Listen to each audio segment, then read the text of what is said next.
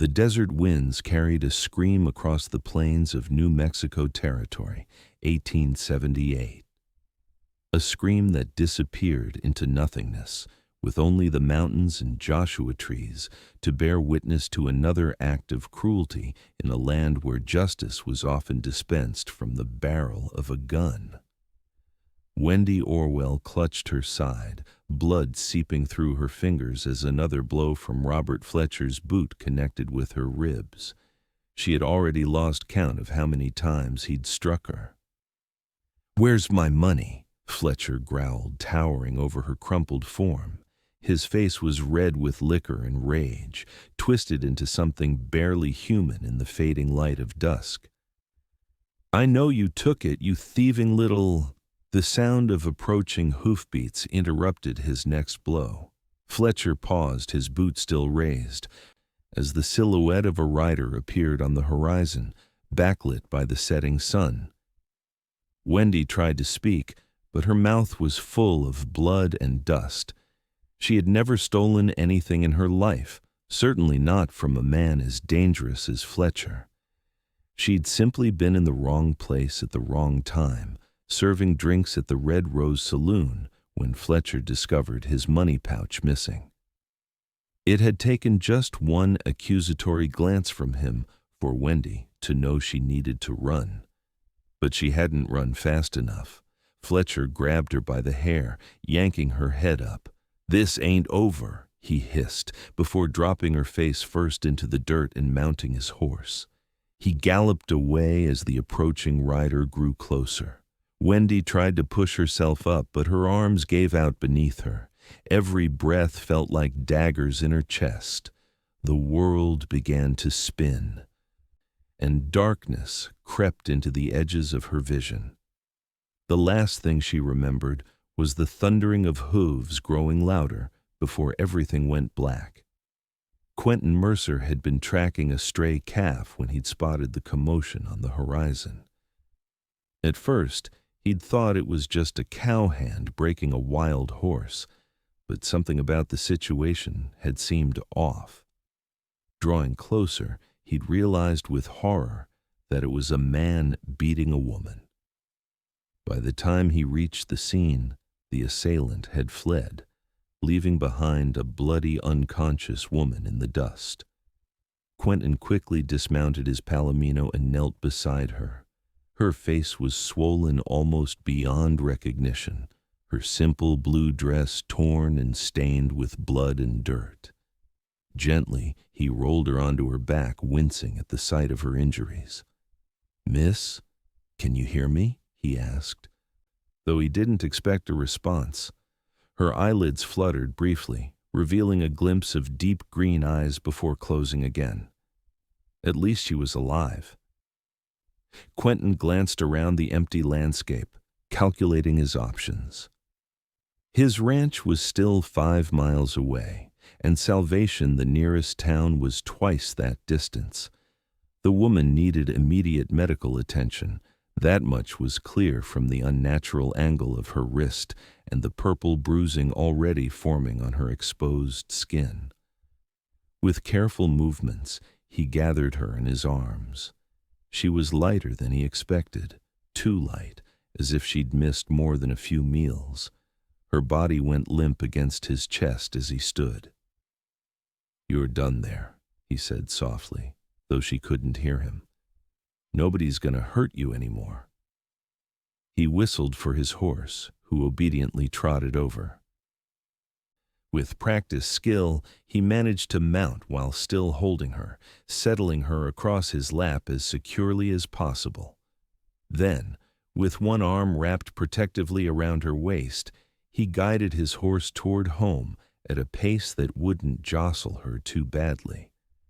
The sun had fully set by the time Quentyn's ranch came into view, a modest 2-story house with a large barn and corral nestled against the foothills of the Sangre de Cristo Mountains. A plume of smoke rose from the chimney, indicating that his housekeeper, Mrs. Holloway, had already started preparing supper. As he approached the house, the front door swung open, and Mrs. Holloway's stout figure appeared in the doorway, wiping her hands on her apron. "Mr. Mercer," I was beginning to worry that her words died on her lips as she noticed the woman in his arms. Good heavens, what happened? "Found her being beaten half to death out by the eastern pasture," Quentyn explained, dismounting carefully. "We need to get her inside. Can you prepare a bed?" Mrs. Holloway was already holding the door wider. "The guest room's ready. I'll fetch hot water and bandages."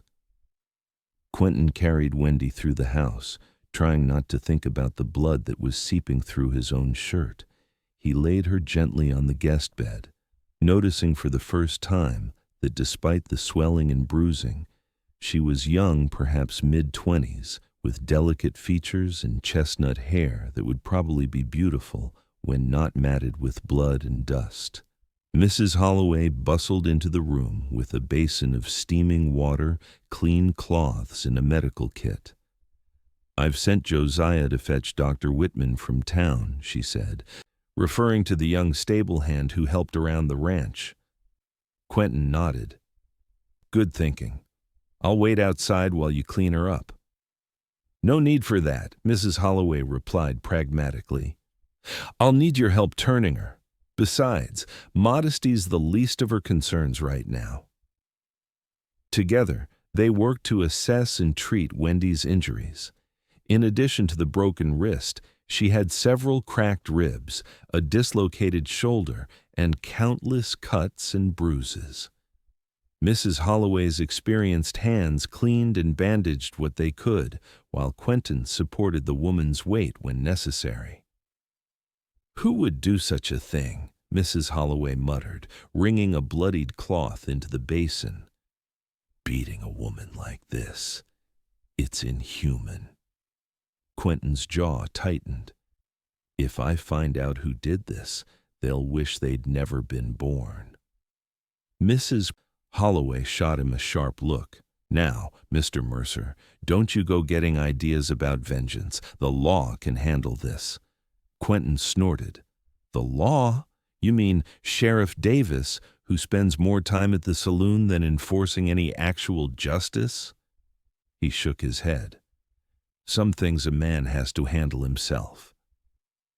Before Mrs. Holloway could respond, a low moan escaped from Wendy's lips. Her eyelids fluttered open, revealing those startling green eyes again, now wide with fear and confusion. "Where?" she began, her voice a painful rasp. "You're safe," Quentyn said quickly, moving closer to the bed. "You're at my ranch. I found you out on the plains." Wendy tried to sit up but immediately fell back with a cry of pain. "Easy now," Mrs. Holloway soothed, placing a gentle hand on her shoulder. "You're badly hurt. Best not to move until the doctor arrives." Tears filled Wendy's eyes.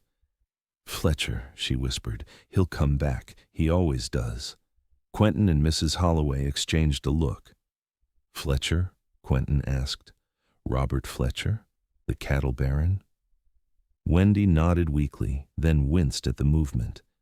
"He thinks I stole from him, but I didn't, I swear." "Shh, don't worry about that now," Mrs. Holloway said, dabbing at a cut on Wendy's forehead. "You need rest." But Quentyn's mind was racing. Robert Fletcher was one of the most powerful men in the territory, known for his ruthlessness in business and his violent temper. He owned half the grazing land east of the Rio Grande and had the sheriff in his pocket. If Fletcher had marked this woman as a thief, nowhere in the territory would be safe for her. "I can't stay," Wendy insisted.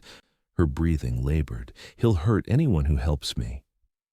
"You let me worry about Fletcher," Quentyn said, his voice hard with determination.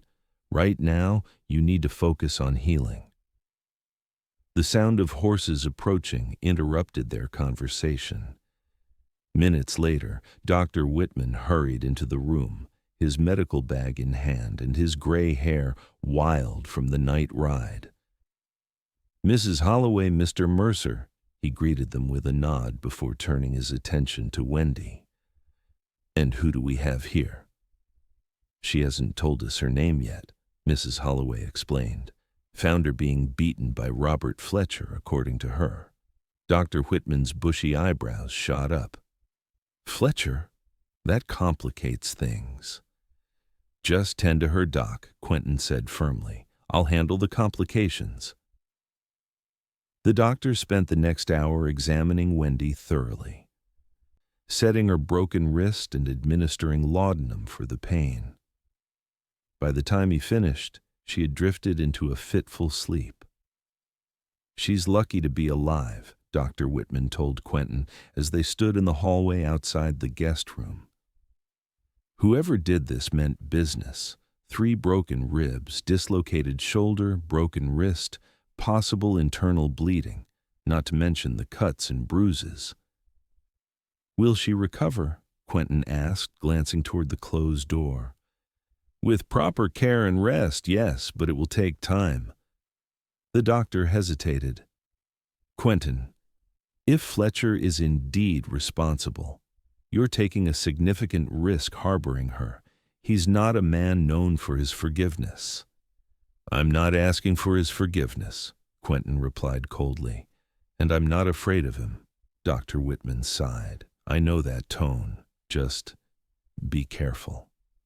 Violence begets violence." After the doctor left, Quentyn sat in a chair by the fireplace, cleaning his Winchester rifle while mulling over the situation.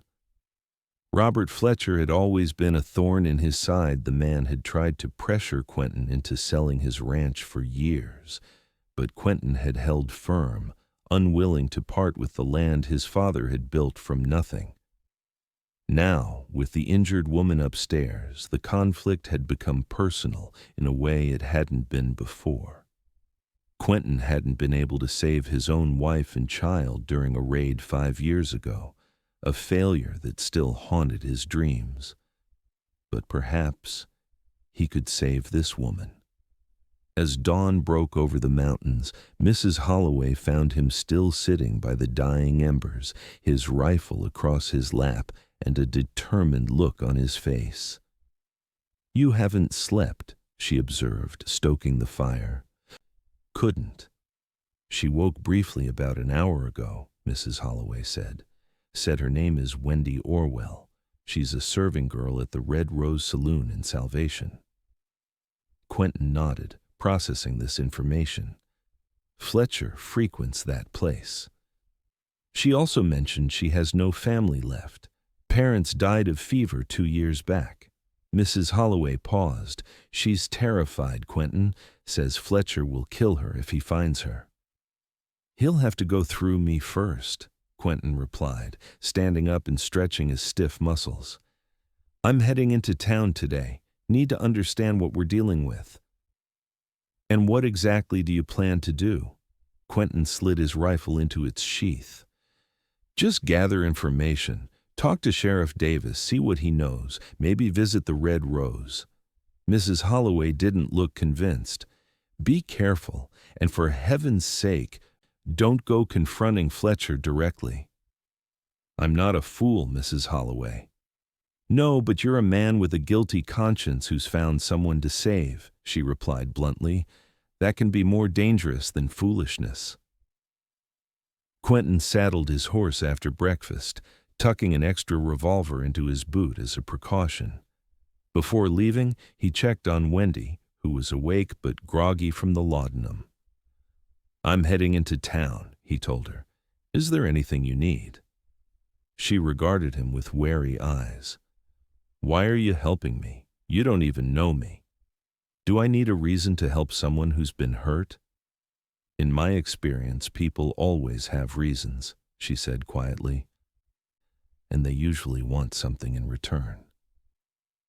Quentyn could see the fear and distrust in her eyes, the look of someone who had learned the hard way that kindness often came with strings attached. "I don't want anything from you, Miss Orwell. I just want to see justice done." She studied his face for a long moment, as if trying to detect any hint of deception. Finally she asked, What's your name? Quentin Mercer. Well, Mr. Mercer, if you're truly intent on helping me, there's something you should know. She winced as she shifted position. Fletcher didn't just accuse me of stealing. He's been forcing his attentions on me for months. I've been refusing him, and I think that's the real reason he was so quick to believe I'd stolen from him. It gave him an excuse. Quentin's hands tightened into fists at his sides. Did he? No, she said quickly.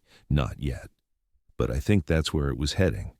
That's why I ran when he accused me of theft. I knew what would happen if he got me alone. The revelation only strengthened Quentin's resolve. He won't touch you again. I promise you that. For the first time, something like hope flickered in Wendy's eyes. Be careful in town. Fletcher has eyes everywhere.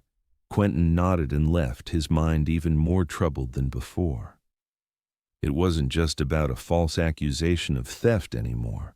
It was about a predator who used his power to victimize those weaker than himself, the kind of man Quentyn despised above all others. The ride to salvation took just over an hour. The town wasn't much to look at, a main street lined with wooden buildings, including a general store, the sheriff's office, a bank, 2 saloons, and various other businesses. Despite the early hour, the Red Rose Saloon was already open, catering to ranch hands getting off the night shift and travelers passing through. Quentyn tied his horse at the hitching post outside the sheriff's office and entered without knocking. Sheriff Davis was at his desk, feet propped up, reading a week-old newspaper. He looked up with mild surprise. Mercer, what brings you to town? Cattle rustlers again? Information, Quentyn replied, remaining standing. About Robert Fletcher. Davis's expression immediately became guarded. What kind of information? The kind about him beating a woman nearly to death yesterday evening. The sheriff slowly lowered his feet to the floor and folded his newspaper. That's a serious accusation, Mercer. Fletcher's an important man in these parts. Important enough to get away with attempted murder. I didn't say that. Davis leaned back in his chair. But I'd need more than just your word before I start making accusations against someone like Fletcher. The woman is at my ranch right now, with multiple broken bones and more bruises than I can count, Quentyn said, his voice hard. Dr. Whitman treated her last night. He can verify her condition. And did she specifically name Fletcher as her attacker? She did. And who exactly is this woman? Wendy Orwell. She worked at the Red Rose. Recognition flickered in Davis's eyes. The new serving girl? Pretty little thing with green eyes? The same. Davis sighed heavily. Look, Mercer, I'm not saying I don't believe you. But Fletcher was playing cards here in town until nearly midnight last night. Several reputable witnesses can confirm that. Quentyn frowned. That's impossible. I saw him riding away from her just before sunset. Are you certain it was him? Could have been one of his men. The question gave Quentyn pause. He had only seen the rider from a distance, backlit by the setting sun. He'd assumed it was Fletcher based on Wendy's testimony, but he couldn't swear to it himself. Either way, Quentyn said, Fletcher's responsible. If not directly, then by proxy. Davis spread his hands in a gesture of helplessness. Without solid evidence pointing directly to Fletcher himself, my hands are tied. You know how it works, Mercer. I know how it works when the suspect lines your pockets, Quentyn retorted. Just like I know Fletcher's been trying to buy my land for years. Careful, Davis warned. That sounds dangerously close to accusing a law officer of corruption. Quentyn leaned forward, placing his hands on the desk. I'm not accusing. I'm stating facts. Now, are you going to do your job and investigate, or do I need to take this matter to the territorial marshal? The mention of the marshal who outranked Davis and wasn't beholden to local politics caused the sheriff to reconsider his position. Fine, I'll look into it, Davis conceded, but don't expect miracles. And if this turns out to be some kind of false accusation or misunderstanding, there will be consequences. Quentyn straightened up. Fair enough. In the meantime, Miss Orwell will be staying at my ranch while she recovers. I'd advise against that, Davis said.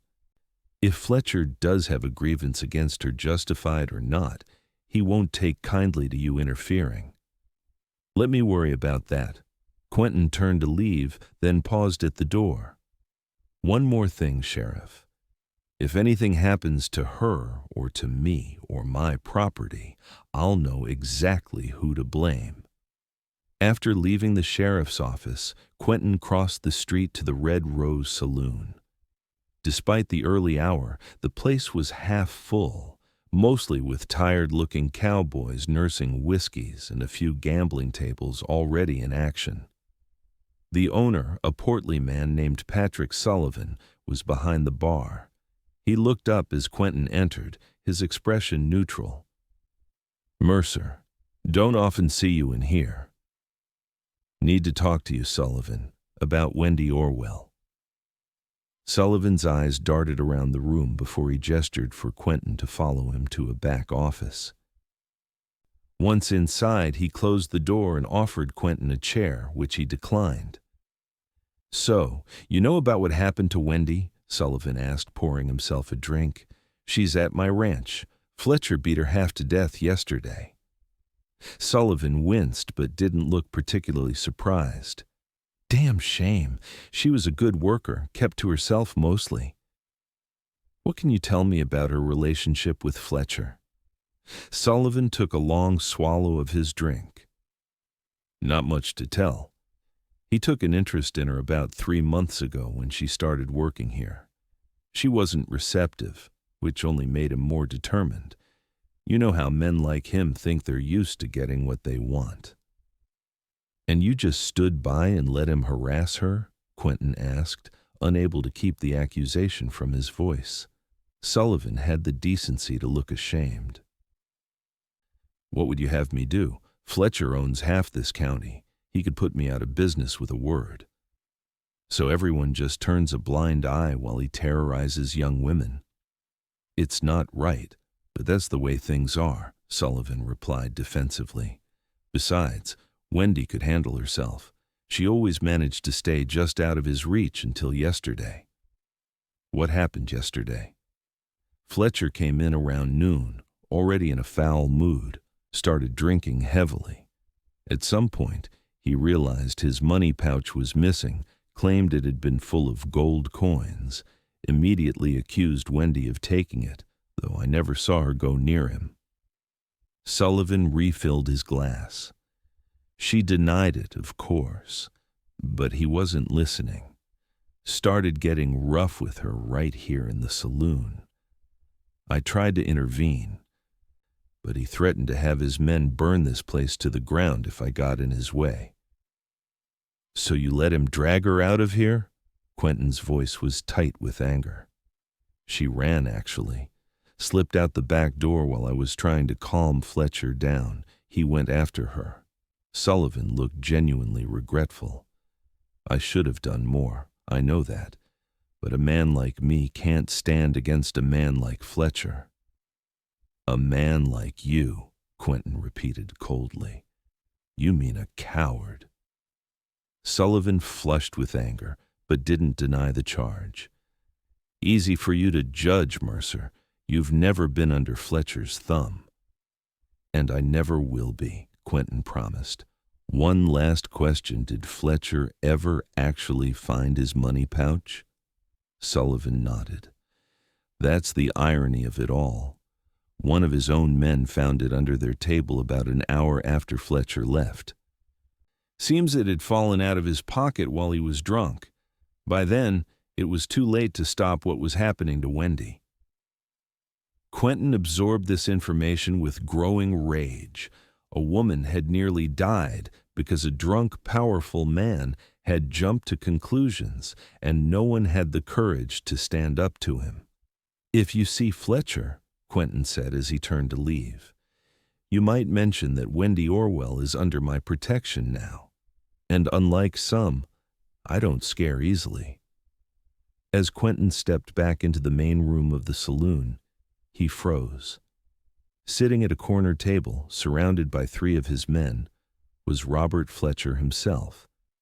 Fletcher was a large man in his 40s, with a thick mustache and cold blue eyes.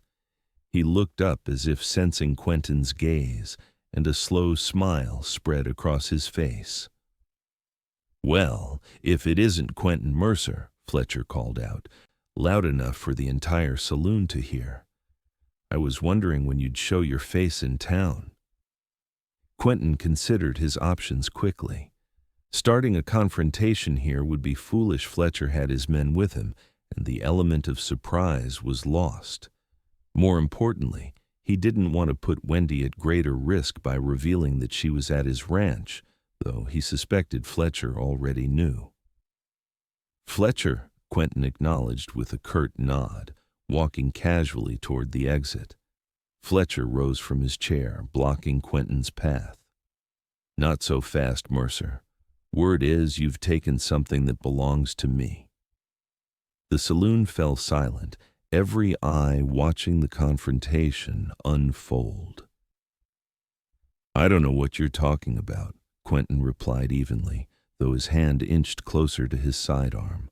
Fletcher's smile widened, but it didn't reach his eyes. "Don't play dumb. The Orwell girl. She's a thief and a liar, and she needs to face justice." "Funny, I heard your money was found right where you dropped it," Quentyn said. "Seems the only liar here is you." Fletcher's face darkened with anger. "You're calling me a liar in my own town?" "I'm stating facts. And Salvation isn't your town, no matter how many people you bully or pay off." Fletcher took a step closer, his hand hovering near his pistol. His men stood up behind him, readying themselves for trouble. "You've got 2 choices, Mercer," Fletcher said, his voice dangerously low. "Either you tell me where the girl is, or I'll burn your ranch to the ground and find her myself." Quentyn met his gaze without flinching. "You set 1 foot on my property, and I'll put a bullet between your eyes." "That's not a threat, it's a promise." For a tense moment, it seemed as if the situation would erupt into violence. Then Fletcher laughed, though the sound held no humor. "Always the hero," he sneered. "But heroes tend to die young in these parts. Remember that." He stepped aside, clearing the path to the door. "Go on, run back to your ranch. Enjoy it while it lasts." Quentyn walked past him without another word, his back straight and his stride confident despite the prickle of awareness between his shoulder blades. He half expected a shot to ring out, but none came. Fletcher was too cunning for that. He wouldn't gun down a man in broad daylight with so many witnesses, not even in a town where he held considerable sway.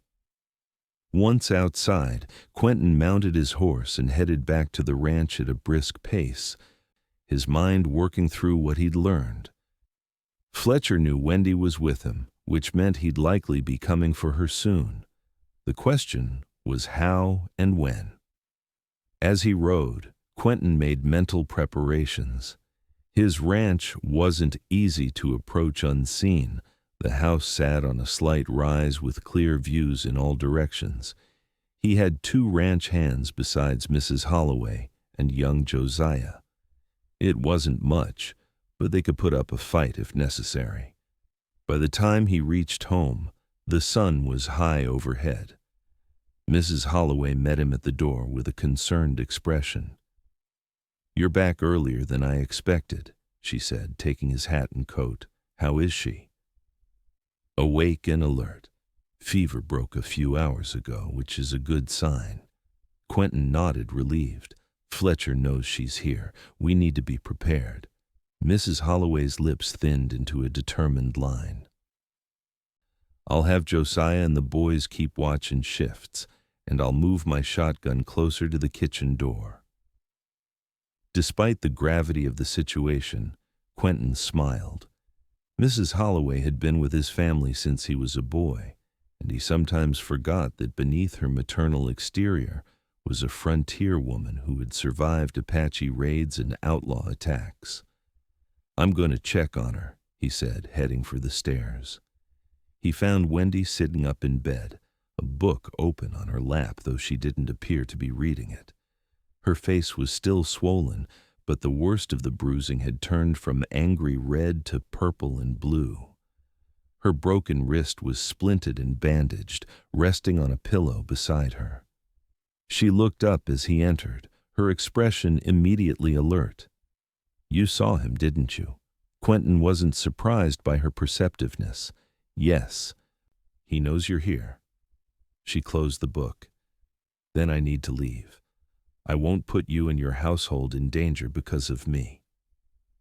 You're not going anywhere, Quentyn said firmly. You're in no condition to travel, and even if you were, where would you go? Fletcher's influence reaches across the territory. I could go east, maybe to St. Louis or Chicago, she suggested, though her voice lacked conviction. I have a little money saved. And how far would you get, alone and injured? Quentyn shook his head. No, the best thing is for you to stay here and heal while we resolve this situation. Resolve it how? She asked, a hint of bitterness in her tone. Fletcher will never admit what he did. He'll say I'm lying, and people will believe him because he's rich and powerful, and I'm just a saloon girl. Quentyn pulled a chair next to her bed and sat down. I learned a few things in town today. Your boss confirmed that Fletcher's money was found right where he dropped it, which means his accusation against you was false. Sheriff Davis is reluctant to move against Fletcher, but he's aware of the situation now. It won't make any difference, Wendy sighed.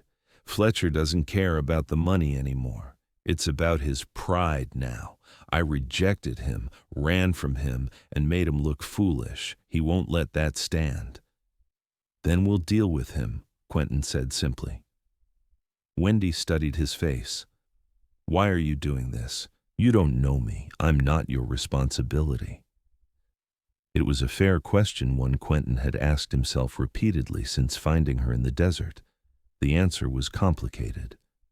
Tied up in his past failures and his innate sense of justice.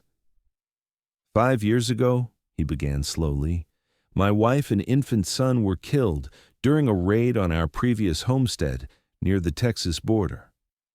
I wasn't there. I was in town selling cattle. By the time I returned, it was too late. Wendy's expression softened with empathy. I'm so sorry. I couldn't save them, Quentyn continued, his voice tight with old pain. But maybe I can save you? Not just because it's the right thing to do, but because in this lawless territory, somebody has to stand up to men like Fletcher. If not me, then who? A long silence followed his words. Finally, Wendy reached out with her uninjured hand and placed it over his. Thank you, she said simply, the words carrying the weight of genuine gratitude. Their eyes met, and for a moment, something passed between them, a connection beyond their immediate circumstances. Quentyn felt an unexpected warmth in his chest, a feeling he hadn't experienced in years. The moment was interrupted by a commotion outside, the sound of horses approaching at speed. Quentyn rose quickly and moved to the window, peering out cautiously. Fletcher? Wendy asked, tensing visibly. No, Quentyn replied, relief evident in his voice. It's Dr. Whitman returning. He went downstairs to meet the doctor, who looked tired but determined.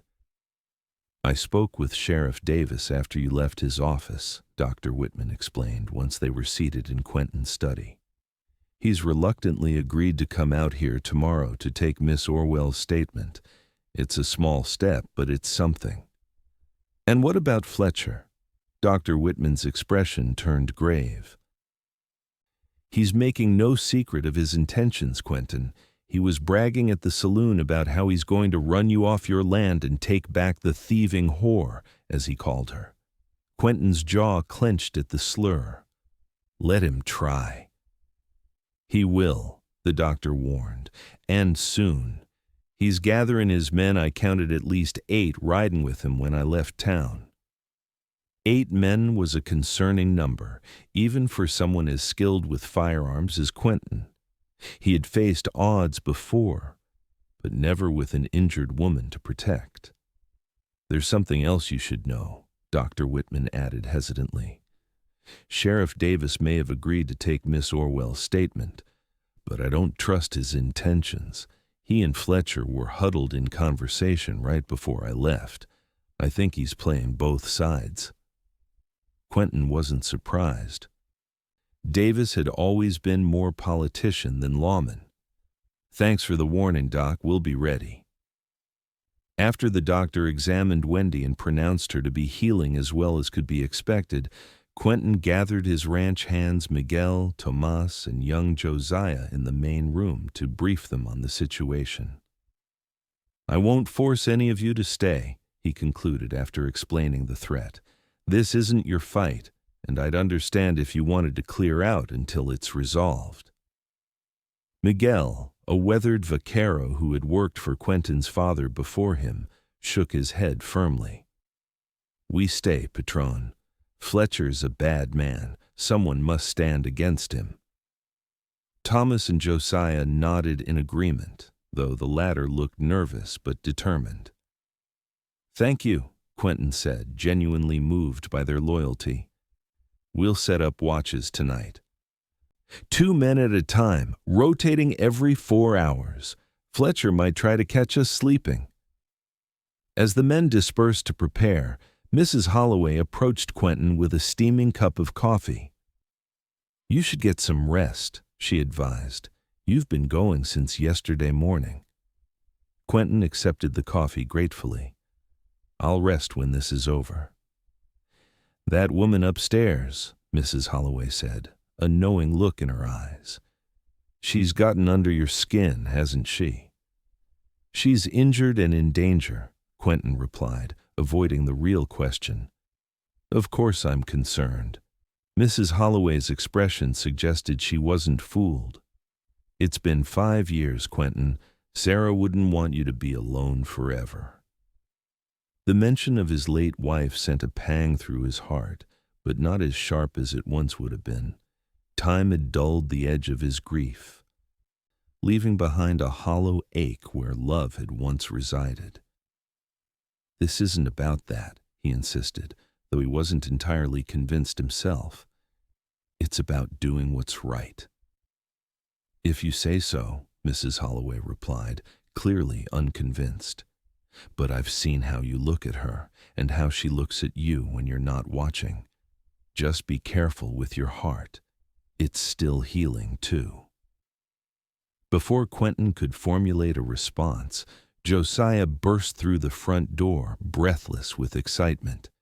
Riders coming, he exclaimed, at least 6 of them, still a ways off but heading straight for us. Quentyn set down his coffee and moved immediately to action.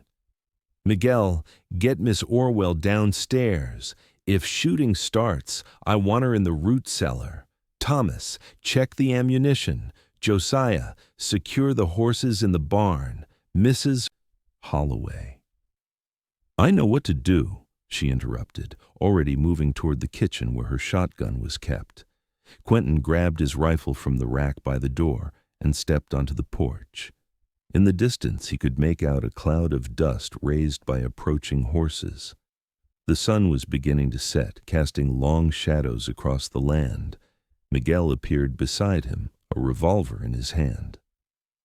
Miss Orwell is downstairs. She insisted on having a gun. Quentyn glanced at him in surprise. Did you give her one? See, small derringer. She says she knows how to use it. Before Quentyn could consider the implications of that, the riders came into clear view. As he'd suspected, Fletcher led the group, easily recognizable by his distinctive black hat and the palomino he favored. Beside him rode Sheriff Davis, looking uncomfortable but determined. Not just Fletcher's men, Quentyn muttered to Miguel. The sheriff's with them. That complicates things, Miguel observed grimly. The riders slowed as they approached the house, stopping about 50 yards from the porch. Fletcher and Davis rode forward alone, halting just beyond the front gate. "Mercer," Fletcher called out, "I've come for what's mine." Quentyn stepped off the porch and walked to the gate, his rifle held casually but ready. "There's nothing here that belongs to you, Fletcher." Sheriff Davis cleared his throat nervously. "Now, Mercer, let's keep this civil. Mr. Fletcher has filed a formal complaint against Wendy Orwell for theft. I'm here in an official capacity to take her into custody." "We both know that's a lie," Quentyn replied, addressing Davis but keeping his eyes on Fletcher. "His money was found. She took nothing from him." Fletcher's face twisted with anger. "The thieving isn't the only issue. The girl struck me when I confronted her. That's assault." Quentyn couldn't help but laugh at the absurdity of the claim. "She's half your size and currently laid up with broken bones that you gave her, but she assaulted you? That's rich, Fletcher, even for you." Davis shifted uncomfortably in his saddle. "Regardless of the circumstances, I need to bring her in for questioning. It's the law." "Your law?" Quentyn challenged, "or Fletcher's?" "Now see here," Davis began indignantly. "Save it," Quentyn interrupted. "We all know why you're really here. Fletcher wants the girl, and you're helping him get her because he owns you. Well, she's staying right here until she's well enough to travel, and then she can decide for herself what to do." Fletcher leaned forward in his saddle, his voice dropping to a dangerous tone. "You're making a mistake, Mercer. A big one. I came here legally with the sheriff to avoid unnecessary violence, but if you insist on harboring a criminal, I'll have no choice but to take more direct action." "Is that a threat?" "It's a promise," Fletcher replied, echoing Quentyn's words from their earlier encounter. "One way or another, I'm getting what I came for." "You want her so badly?" A new voice joined the conversation as Wendy herself appeared on the porch, leaning heavily on a walking stick, her other arm in a sling. Despite her injuries, she stood as straight as she could, her face set with determination. "Come and get me yourself, Fletcher. Without your men, without the sheriff. Just you and me." Fletcher's eyes narrowed at the sight of her. "There she is, the little liar herself. Sheriff, arrest her." Davis hesitated, clearly taken aback by Wendy's appearance. Even from a distance, her injuries were obvious, her face still swollen and discolored, her arm in a sling, her posture betraying the pain of her broken ribs. "Did I do that to you, girl?" Fletcher asked mockingly. "Or did you fall down some stairs after stealing from me?" "You know exactly what you did," Wendy replied, her voice stronger than Quentyn would have expected. "You beat me because I wouldn't let you touch me, because I dared to say no to the great Robert Fletcher." Fletcher's face flushed with rage. "You lying little—" "Enough," Davis interrupted, finally finding his voice. "Miss Orwell, I need you to come with me to answer some questions." "She's not going anywhere with you," Quentyn stated firmly, raising his rifle slightly. "Not today, not ever." The tension in the air was palpable. Fletcher's men shifted restlessly, hands hovering near their weapons. Behind Quentyn, he knew Miguel and the others were ready to open fire at his command. It would be a bloodbath if shooting started, one that might end with Wendy dead or back in Fletcher's clutches. Just as the situation seemed about to explode, the sound of approaching horses drew everyone's attention. A group of riders appeared from the east, moving at a steady pace. "What now?" Fletcher muttered, clearly annoyed by the interruption. As the riders drew closer, Quentyn recognized the lead figure, a tall man with a silver star pinned to his vest. Territorial Marshal James Blackburn, accompanied by 4 deputies. A mixture of relief and caution washed over Quentyn. Blackburn was known as a fair but uncompromising lawman, one of the few who couldn't be bought or intimidated. The marshal and his men rode directly up to the standoff, positioning themselves between Fletcher's group and Quentyn's property. "Gentlemen," Blackburn greeted them, his weathered face impassive as he surveyed the scene. "Quite a gathering you've got here." "Marshal," Davis said, clearly surprised and not entirely pleased to see him. "What brings you to these parts?" "Interesting question, Sheriff, considering I wasn't aware you had jurisdiction outside of salvation." Blackburn's tone was mild, but the rebuke was clear. "As for what brings me here, I received some concerning reports about attempted murder and a possible abuse of power. Thought I'd look into it personally." Fletcher's face darkened. "Whatever you've heard is a lie, Marshal.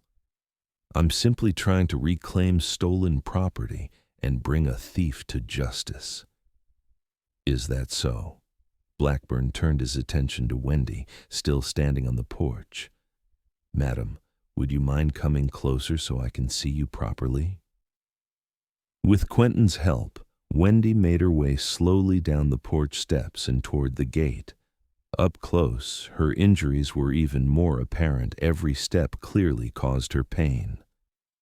Blackburn's expression remained neutral, but his eyes hardened as he took in her condition. "Who did this to you, Miss?" "Orwell, Wendy Orwell," she supplied, "and it was Robert Fletcher who beat me. Because I refused his advances and then ran when he falsely accused me of stealing from him." "That's a damned lie!" Fletcher exploded. "She's a thief and a whore." "Mr. Fletcher," Blackburn said sharply, "I suggest you mind your language and your temper. One more outburst like that and I'll have you arrested for disorderly conduct." He turned back to Wendy. "Do you have witnesses to your allegations, Miss Orwell?" "Patrick Sullivan at the Red Rose Saloon saw Fletcher assault me before I ran," Wendy replied. "And several patrons were present. Also, Dr. Whitman treated my injuries and can testify to their extent." "The doctor is actually inside," Quentyn added. "He returned today to check on her progress." Blackburn nodded thoughtfully. "Sheriff Davis, did you investigate these allegations before deciding to arrest Miss Orwell?" Davis shifted uncomfortably. "Well, Mr. Fletcher made a formal complaint, and given his standing in the community—" "That's not what I asked," Blackburn interrupted. "Did you question witnesses, examine evidence, consider both sides of the story?" Davis's silence was answer enough. Blackburn sighed heavily. "I thought not." He turned to Fletcher. "Mr. Fletcher, was your allegedly stolen property ever recovered?" Fletcher hesitated, clearly realizing he was losing control of the situation. "Yes, but that's beside the point. It's very much the point," Blackburn cut in. "If your property was recovered, and there's no proof Miss Orwell took it, then the theft allegation is moot. As for the assault charge from where I'm standing, it looks like if anyone should be charged with assault, it's you." Fletcher's face contorted with rage. "You can't speak to me like that. Do you know who I am?" "I know exactly who you are," Blackburn replied coolly. "The question is whether you know who I am. I represent federal law in this territory, Mr. Fletcher. Your money and influence might sway local officials, but they mean nothing to me." A tense silence followed this declaration. Fletcher glanced at his men, clearly calculating his options. Violence against a federal marshal would bring consequences even he couldn't escape. "This isn't over," Fletcher finally growled, turning his horse. "Not by a long shot." "Actually, it is," Blackburn countered. "Mr. Fletcher, I'm placing you under arrest for assault and attempted murder. Deputies, take him into custody." Two of Blackburn's men moved forward, drawing their weapons. Fletcher's hand darted toward his gun, but before he could clear the holster, Blackburn's voice rang out, "That would be a mistake, Fletcher. A fatal one." Something in the marshal's tone, the absolute certainty of his words, made Fletcher pause. After a moment of tense deliberation, he slowly raised his hands. "This is an outrage," he snarled as the deputies disarmed him. "I'll have your badge for this, Blackburn." "You're welcome to try," the marshal replied calmly. "Sheriff Davis, I suggest you return to town. We'll discuss your conduct in this matter later." As Fletcher was led away, his men dispersed without a fight, unwilling to challenge federal authority. Davis rode off with a backward glance that promised future trouble. Though without Fletcher's protection, his power was significantly diminished. Once they were gone, Blackburn dismounted and approached Quentyn and Wendy. "Dr. Whitman sent a telegram to my office yesterday," he explained. "He was concerned about the situation and didn't trust local law enforcement to handle it properly. Looks like his concerns were justified." Relief washed over Wendy, and she sagged against Quentyn's supporting arm. "Is it really over?" she asked, her voice small. "Fletcher will stand trial for what he did to you," Blackburn assured her. "With Dr. Whitman's testimony about your injuries and other witnesses from the saloon, we have a strong case. He won't be able to hurt you or anyone else for a long time." Quentyn nodded his thanks to the marshal. "I appreciate you coming, Marshal Blackburn. Things were about to get ugly." "That's why I'm here," Blackburn replied simply. "To prevent ugliness when possible and address it when necessary." He tipped his hat to Wendy. "Madam, I'll need your formal statement when you're feeling stronger. No rush, the doctor says you need rest to recover." As the marshal and his remaining deputies prepared to leave, Quentyn felt a weight lift from his shoulders. The immediate danger had passed, though he harbored no illusions that all their troubles were over. Fletcher had friends and allies who might seek revenge on his behalf. That evening, after all the excitement had died down and Dr. Whitman had departed with the marshal, Quentyn found Wendy sitting on the porch swing, wrapped in a blanket against the cooling night air.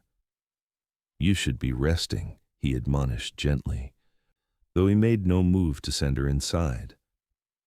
"I've been resting all day," she replied with a small smile. "Besides, I wanted to see the stars. It's been a while since I could look at them without fear." Quentyn settled beside her on the swing, careful not to jostle her injuries. "It might not be completely over," he warned. "Fletcher has friends." "I know," she said softly, "but for tonight at least I feel safe." They sat in companionable silence for a while, watching as the last light faded from the western sky and the stars emerged in all their glory. "What will you do now?" Quentyn finally asked. "Once you're healed, I mean." Wendy considered the question. "I don't know. I can't go back to the Red Rose, too many memories, and I don't have family to return to." "You could stay here," Quentyn suggested, the words coming out before he'd fully considered them. "The ranch could use another pair of hands, and Mrs. Holloway has been wanting help with the house." Wendy turned to look at him, her green eyes reflecting the starlight. "Are you offering me a job, Mr. Mercer?" "For now," he replied honestly. "After that, well, we'll see where things lead." A small smile tugged at her lips. "That sounds suspiciously like you might have other intentions eventually." Quentin felt a warmth spreading through his chest that had nothing to do with the mild evening. Would that be so terrible? "No," she said softly, reaching over to place her hand on his. "Not terrible at all." As they sat together under the vast expanse of stars, Quentin realized that for the first time in 5 years, he was looking toward the future with something more than grim determination, with hope, and perhaps the stirrings of something even more profound. The weeks that followed brought significant changes to both Quentin's ranch and his life. Wendy's recovery progressed steadily under Mrs. Holloway's attentive care. By the end of the first month, she was able to move around the house without assistance, though her broken rib still caused discomfort with sudden movements. Robert Fletcher's trial was swift and decisive, with multiple witnesses testifying to his assault on Wendy, including Patrick Sullivan and several patrons from the Red Rose Saloon. Along with Dr. Whitman's medical evidence, the outcome was never in doubt. Fletcher was sentenced to 15 years in the territorial prison, a harsh sentence that reflected both the severity of his crime and Marshal Blackburn's determination to make an example of him. Sheriff Davis, facing an investigation into his conduct, resigned his position rather than face potential charges of corruption. The Town Council of Salvation, eager to distance themselves from the scandal, quickly appointed a younger, more principled man to the role. Throughout these developments, Wendy remained at the ranch, gradually assuming more responsibilities as her strength returned. She proved to have a natural affinity for housekeeping and cooking, much to Mrs. Holloway's approval. The older woman took Wendy under her wing, teaching her the intricacies of running a frontier household. Quentin found himself increasingly drawn to Wendy's company. Her quick wit and resilient spirit impressed him, as did her determination to contribute despite her injuries. They often spent evenings on the porch, talking long after the sun had set, sharing stories of their lives before they met. He learned that she had grown up in Kansas, the daughter of a schoolteacher and a carpenter. After her parents died of fever, she had headed west seeking a fresh start, only to find the territories harsher and less forgiving than she had anticipated. The Red Rose had been her last resort, a way to keep a roof over her head when other opportunities failed to materialize. In turn, he told her about his childhood on the ranch, his brief time at college back east, and his return to the frontier after his father's death. He spoke of Sarah and their son, something he had rarely done with anyone, and found that sharing the memories eased rather than aggravated the old pain. 3 months after Wendy's arrival at the ranch, Quentin found her in the garden one morning, carefully tending to the vegetable plants. Her broken wrist had healed enough that she had discarded the splint, though she still favored her right hand. The bruises on her face had faded completely, revealing the natural beauty that had been hidden beneath. "You're up early," he commented, leaning against the garden fence. She looked up, shielding her eyes against the morning sun. "Mrs. Holloway mentioned the tomatoes needed attention. Thought I'd get to it before the day got too hot." Quentin nodded, taking in the peaceful scene, Wendy kneeling in the rich soil, a gentle breeze playing with loose strands of her chestnut hair, the mountains rising majestically in the distance. Something about the moment felt right in a way he couldn't articulate. "I've been thinking," he said, choosing his words carefully, "about your future here." Wendy sat back on her heels, giving him her full attention. "Oh? Your injuries are mostly healed now. You could leave if you wanted, go back east, maybe, or try your luck in another town." A shadow crossed her face. "Are you asking me to leave?" "No," he said quickly. "Just the opposite, actually. I'm hoping you'll stay." "As your housekeeper?" she asked, her expression carefully neutral. Quentyn took a deep breath and opened the garden gate, stepping inside and crouching down beside her. "No, Wendy, not as my housekeeper." Their eyes met, and he saw in hers the same mixture of hope and uncertainty that he felt himself. "Over these past months," he continued, "you've become important to me. More important than I thought anyone could be again after Sarah. I know it might seem too soon or too complicated given how we met, but it's not too soon," she interrupted softly, setting down her gardening tools and turning fully toward him. "At least, not for me." Encouraged, Quentyn reached out and took her hand. "I care for you, Wendy, deeply. And if you feel the same way, I'd like us to see where this might lead." A smile bloomed across her face, bright as the morning sun. "I was beginning to wonder if you'd ever say anything. Mrs. Holloway has been dropping hints for weeks." "Has she now?" Quentyn asked, chuckling. "And here I thought I was being subtle." "About as subtle as a stampeding buffalo," Wendy teased, then grew serious. "I care for you too, Quentyn. You saved me not just my life, but my faith in humanity. You showed me that not all men are like Fletcher, that there are still good people in this world worth trusting." "And worth loving?" he asked, his voice low. In answer, she leaned forward and pressed her lips gently to his. The kiss was brief, but full of promise, a beginning rather than an end. When they parted, Quentyn found himself speechless for a moment, overwhelmed by emotions he had thought long buried. Finally he managed, "I'll take that as a yes."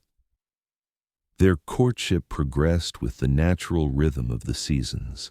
By autumn, when the aspens turned gold in the mountains and the air carried the first hint of winter, it was clear to everyone at the ranch that something had fundamentally changed between them.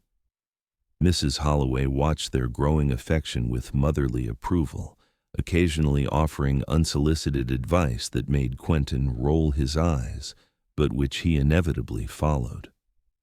Miguel and Thomas exchanged knowing looks whenever they caught the boss and Wendy stealing moments together around the property.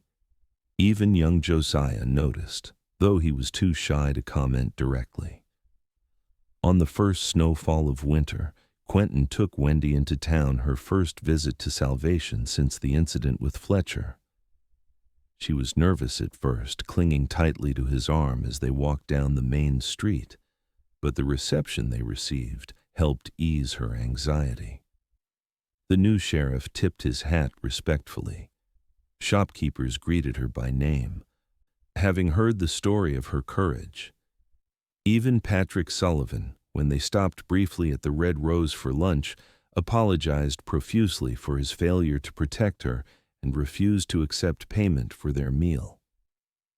"See," Quentyn said as they left the saloon, "no one blames you. If anything, you're something of a local hero for standing up to Fletcher." Wendy's cheeks colored at the suggestion. "I didn't feel very heroic at the time." "That's what makes it brave," Quentyn replied, "being scared but doing what's right anyway." They continued down the street, stopping at various shops. At the general store, Quentyn excused himself briefly, claiming he needed to speak privately with the proprietor about a shipment. When he returned, he seemed slightly nervous, though he deflected Wendy's curious glance. That evening, after they returned to the ranch, Quentyn suggested a walk despite the cold, Wrapped in heavy coats, they strolled toward a small hill overlooking the property, their breath forming clouds in the crisp air. "It's beautiful," Wendy said, gazing at the ranch house below, its windows glowing with warm light against the gathering darkness, like something from a dream. "It could be your dream too," Quentin said quietly. "Permanently, I mean." Wendy turned to him, her eyes questioning. Without further words, Quentin reached into his pocket and produced a small velvet box, the real reason for his private conversation with the storekeeper earlier that day. "I had to order this specially from Denver," he explained, opening the box to reveal a delicate gold ring set with a small but flawless diamond. "It arrived last week, but I wanted to wait for the right moment." Wendy's eyes widened, her hand flying to her mouth. "Quentin, I know we haven't known each other long," he said, his voice steady despite his racing heart. "But I've lived enough to recognize what matters, and you, Wendy Orwell, matter more to me than anything in this world." He took a deep breath and dropped to one knee in the snow. "Will you marry me?" Tears sprang to Wendy's eyes, glistening in the fading light. For a heart-stopping moment, Quentin feared he had misjudged, moved too quickly, asked too much. Then she nodded, words apparently beyond her. She extended her trembling left hand, and Quentin slipped the ring onto her finger. It fit perfectly, as if it had always been meant to be there. "Yes," she finally managed, pulling him to his feet and into her arms. "Yes, I'll marry you, Quentin Mercer." Their kiss was deeper this time, filled with promise and passion. When they finally broke apart, both were breathless. "Mrs. Holloway is going to be insufferably pleased with herself," Quentin remarked, resting his forehead against Wendy's. Wendy laughed, the sound bright and joyful in the winter stillness. "She practically had the wedding planned by the second week I was here." Hand in hand, they walked back to the ranch house, where their announcement was met with celebration.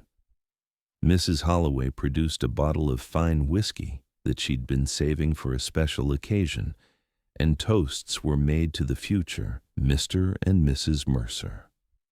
The wedding took place the following spring, when the mountains were awash with wildflowers and new life burgeoned across the land. It was a simple ceremony in the yard of the ranch, attended by the ranch hands, a few trusted neighbors, Dr. Whitman, Marshall Blackburn, and several townspeople from Salvation who had come to respect both Quentin and Wendy. Wendy wore a dress of pale blue silk, ordered specially from St. Louis, with a crown of fresh daisies in her hair. Quentin, unaccustomed to formal wear, had nonetheless submitted to Mrs. Holloway's insistence on a proper suit for the occasion. As they exchanged vows beneath an arch of spring blossoms, Quentin found himself reflecting on the strange twist of fate that had brought them together, how a moment of violence and cruelty had ultimately led to love and healing. He looked into Wendy's eyes, clear and trusting, and silently vowed to spend the rest of his life ensuring she never knew fear or pain again. The celebration lasted well into the night, with music provided by a fiddle player from town and dancing in the yard under lanterns strung from tree to tree. When the last guests had departed or retired to the guest rooms, Quentin carried his bride across the threshold of the main house and up to the master bedroom, a room that had stood empty since Sarah's death, but which Mrs. Holloway had lovingly prepared for its new mistress. "Welcome home, Mrs. Mercer," Quentin whispered as he set Wendy gently on her feet. "I've been home since the day you found me," she replied, reaching up to touch his face. "You just made it official today." The years that followed brought changes, both expected and surprising. The ranch prospered under their joint stewardship, Quentyn managing the cattle and land, Wendy overseeing the household and gradually expanding the garden into a productive orchard and vegetable plot that supplied not only their own needs, but provided extra produce to sell in town. Mrs. Holloway, despite her occasional threats to retire, remained with them, though she gladly relinquished many of her duties to Wendy. She became more a beloved family member than an employee, especially after the birth of Quentyn and Wendy's first child, a daughter they named Sarah Elizabeth, after both Quentyn's first wife and Wendy's mother. Robert Fletcher served his sentence without receiving a single visitor. Upon his release, 15 years older and broken in spirit, he left the territory without attempting to contact anyone from his former life. The empire he had built crumbled in his absence. His properties divided and sold to settlers who treated the land and their neighbors with more respect than he ever had. On the 5th anniversary of their wedding, Quentyn and Wendy stood on the same hill where he had proposed, watching their daughter play with the new foal in the corral below. Wendy's hand rested on her swollen belly, where their second child, a boy, according to Dr. Whitman's prediction, would arrive before the summer's end. "Do you ever think about that day?" Wendy asked softly. "When you found me?" Quentyn nodded, his arm tightening around her shoulders. "Sometimes, though I try not to dwell on the circumstances." "I was so afraid," she admitted. "Not just of Fletcher, but of everything. The future seemed so dark and uncertain. I never imagined I could be this happy." "Nor did I," Quentyn replied. "After Sarah and the baby died, I thought that part of my life was over forever. I focused on survival, on the ranch, on making it through each day. I never expected to find love again." Wendy leaned into his embrace. "Do you think things happen for a reason? That all the pain and struggle leads somewhere it's supposed to?" Quentyn considered the question seriously. "I don't know about fate or divine plans, but I do believe that how we respond to hardship shapes who we become. You could have let Fletcher break your spirit, but you didn't. I could have let grief consume me, but I chose to go on. And somehow those choices led us here."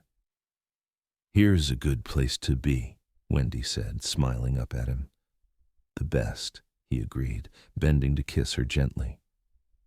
From below, their daughter called out, waving excitedly as the foal took its first tentative steps away from its mother. The sound of her laughter carried on the spring breeze, a reminder of how life continued, renewed itself, found ways to thrive even in the harshest conditions. Like the wildflowers that bloomed each year after winter's retreat, hope had returned to both their lives when they least expected it. And like the mountains that surrounded their home, the love they had found would endure, strong, steadfast, and ever present on the horizon of their days. As they made their way back down the hill, hand in hand, Quentyn reflected that sometimes the most beautiful journeys began in the darkest moments. From the day he had found Wendy broken and bleeding in the dust, lifted her into his arms, and promised her safety. Their path together had been neither easy nor straight, but it had been theirs, every step of it, and he wouldn't change a single moment that had led them to this quiet, perfect happiness.